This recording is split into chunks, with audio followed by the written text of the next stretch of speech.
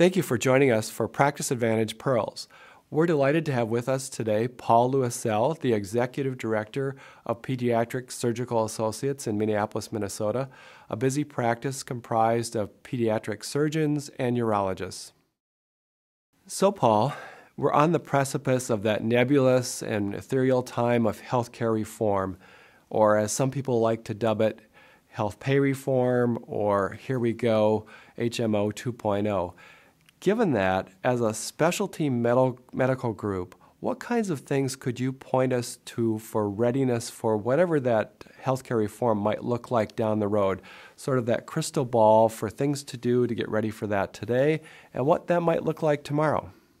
Well, as you've said, largely things are undefined at this point in terms of specific areas that will impact our practice. I think we can be sure of a few things, that cost will continue to be a variable that will need to be addressed throughout the system. So finding ways as a practice to reduce costs, eliminate inefficiencies in your organization is key. EMR, as we've talked about, is one example of that.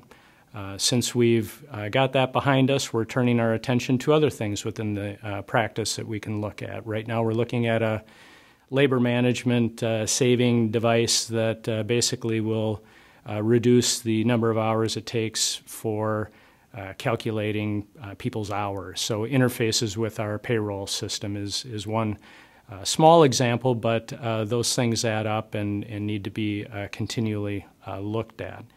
Another area that we need to maintain our focus on is outcomes, proving again what we do is effective. That is an area that has been and will continue to be an area of focus as payers look to pay for quality and not quantity of services delivered.